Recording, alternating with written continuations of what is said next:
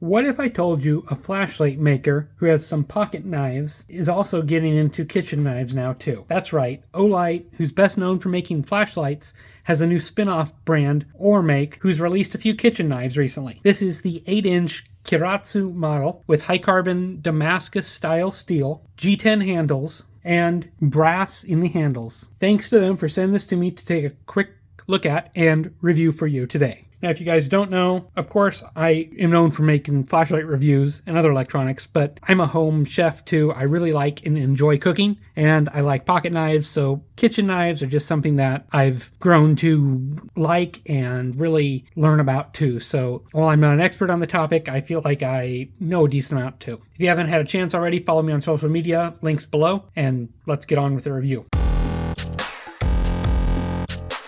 Quick look at the packaging here. Just like Olight flashlights, they do a nice job here. It's just a white box. It's got a sleeve here that kind of tells, G10 handle. They quote the blade steel here, which I'll get to in a minute. They give it the weight. Cooking made more enjoyable. Kind of interesting here on the back. You've got a Obai sticker. I'm not quite sure what that is, but it's over the top of something underneath it. Maybe I'll just peel that off and we can see what it is. Looks like it was going to be a website, obai.com, but evidently that doesn't work, so they've just covered it up. Like a lot of flashlights, it's a magnetic closure box, which is nice to see. And you don't get a ton of information in here. Obviously, the knife sits in here. Nice foam padding. You do get a nice sleeve here to protect the blade that is fit. And on this side, there's just the Oremake logo. The knife slides in here nicely. This is kind of a felt-coated pad in there, and it's cut to fit the handle, which is nice. And here's just a little information card, open to find more.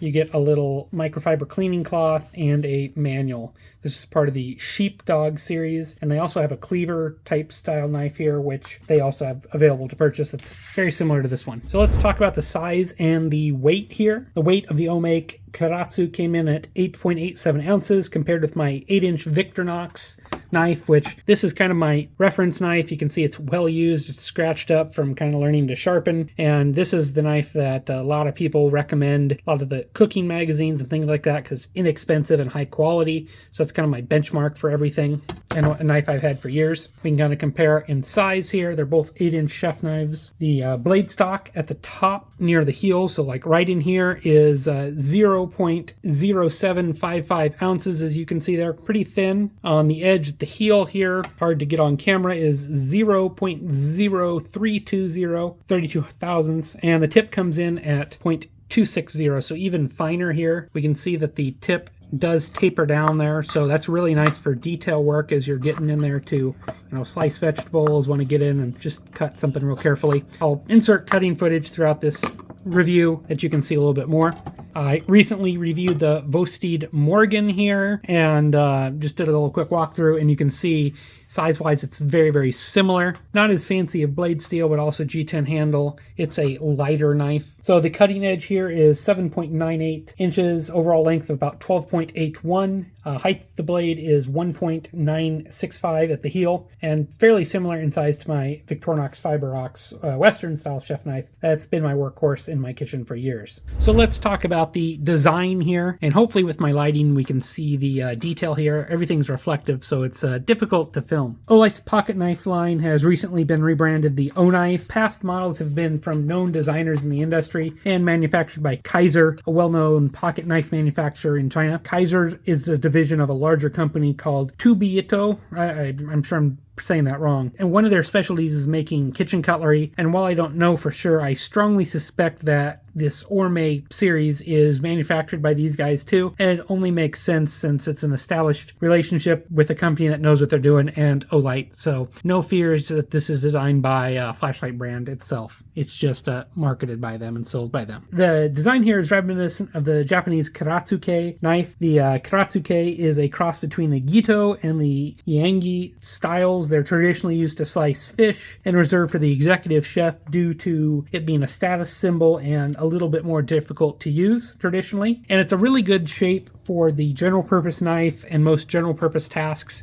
If you look at it again compared to a Western chef knife, which is kind of also your do-it-all shape, you can see it's similar. On the Oremake version here, it's a fairly traditional Kiritsuke blade shape. There's a notch out of the front here. That's not traditional. I think it's for style reasons, and I assume it's just to be a little bit different to set themselves apart. I don't really know what it's used for useful-wise. The handle here is fairly fat, and we can kind of hold it like this, and I'll try not to cut myself. It is a full tang design, so the blade goes all the way through the back, and we can see on the other side too. There's a rivet that goes all the way through there, and I don't believe these brass sides go through. They're just style. The handle is a G10 material, and you can see here it's kind of layered, and when it's sanded, it makes kind of a neat pattern here. This looks like it's grippy, but it's really not. It's quite smooth and well sealed, and that's a good thing because G10 won't absorb water or anything like that. So let's talk about the grip of this knife. I use the traditional pinch grip, so kind of like this. On this knife, I don't find that to be super comfortable with how the handle swells.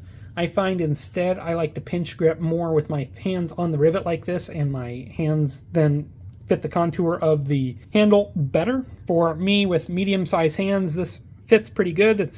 I have no complaints there. Again, my Victorinox kind of comparison, I do pinch grip with this just because the handle's a little bit different, but I can hold it more like this too and do kind of the same thing, not a problem. I think this is a fairly ergonomic handle. It's not like your Japanese style knives where it's thin and kind of plain in here. This is more of a Western style handle on the Japanese style blade. And the balance point here is right about at the pivot, as you can see there, if I can get it to balance there. So pretty decent balance, no complaints there. So let's talk about the steel being used here, because, well, that's an important part of a chef knife, right? The steel is officially called T-Co 69, and they're claiming it's a new type of Japanese Damascus steel. And it's a forged structure of 69 layers on the outside. It's high carbon content, and they claim higher than AUS-10 or VG-10, and it's been hardened to a 60 Rockwell hardness, ±2. And that's fairly hard for a kitchen knife. Your German Western style chef knives, my Victorinox, those are usually in the mid to low 50s for Rockwell hardness. They're softer. That means they can take a little bit more abuse, and they won't have a problem chipping. When you've got a harder blade like this, and we'll get to the sharpening angle here, this one is more likely to probably chip a little bit. So it's probably best not to chop really hard things where you're going to encounter bone, frozen food, something where you're going to have to exert a ton of press. This is really going to be great for vegetable, soft meats, things like that. I asked Oremake and Olight for a chemical composition of the steel here, and they said it was proprietary and couldn't give it to me. This really isn't a common practice in the knife industry with new steels, so it's frustrating.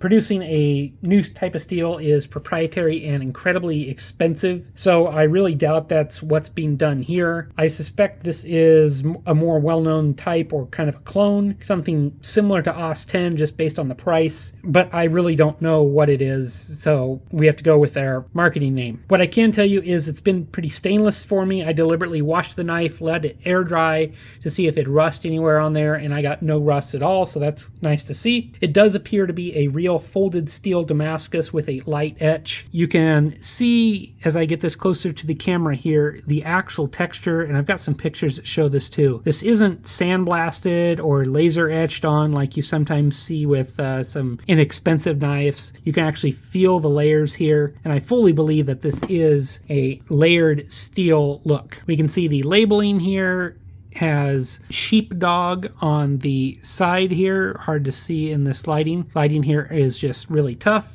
And on this side, we've got Oremake, Sheepdog series, and the steel. So my guess as far as the steel here is it's probably a Japanese core with a layered and folded stainless steel on the exterior. So let's talk about the grind here. And I meant to bring a diagram, but I forgot. This is an asymmetrical grind. So what that means is it's 9 degrees on one side and 13 on the other. So instead of being a perfect V like you typically see on a Western knife, you've got something more like this where one side is much steeper and the other is flatter. This makes for a really excellent slicer, and which with a high angle that makes the blade have a very fine edge, but with so fine of edge it means it's going to be a little less durable and is going to need sharpened a little bit more often. And that asymmetrical grind will be more of a challenge for the average owner to sharpen properly unless you're using traditional wheatstones. Heck, I've got a guided system TS Prof, and I'm not 100% sure how I'm going to sharpen this one on my guided system. I may end up reprofiling it to just be a standard symmetrical grind that's a lot more common on Western style knives. So out of the box performance here, this knife was very sharp. It was easily past the paper test. I've got some just normal computer paper here, and this is after about 2 weeks of use that my wife and I have done. I did drop the knife about 3 times before I started this review, but you can see it's kept an edge very nicely, easily cuts the paper without issue. As far as chopping performance, it did really well, and I'll insert some pictures here. Because of that blade shape, it's not going to be a great chopper slicer like this. It works, but it's not its main benefit. I'm more of a push cut fan, so you chop and push a little bit, and it works great for that. That tip is great for detail work as well, because it's very fine and thin.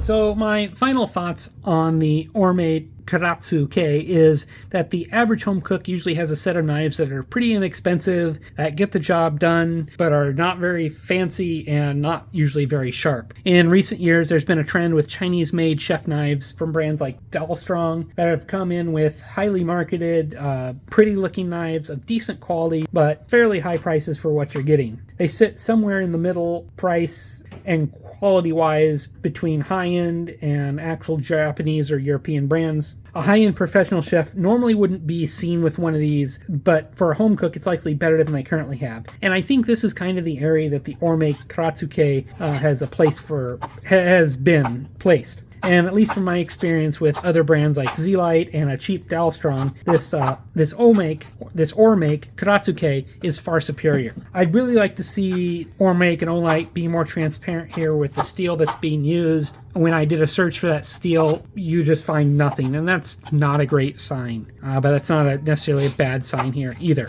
I'd also like to know more about the construction, maybe a diagram to see, is this completely solid? Is this hollowed out at all? Something like that. At an MSRP of $99, I feel like this is a well-built but a bit pricey knife. If you catch it on sale, I think it becomes a lot more attractive. It's certainly a good-looking knife with a solid ergonomics, and it seems to hold an edge pretty well. I've enjoyed using it the past 2 weeks, and my wife even commented that she liked the look of it and thought it worked pretty good too. So let me know what you guys think on the Oremake Kiritsuke, and I'd love to know what your current favorite chef knife is that you use at home every day is. So let me know in the comments below, and as always, I appreciate you guys watching these videos, commenting, liking, and sharing, and I'll catch you on the next video review.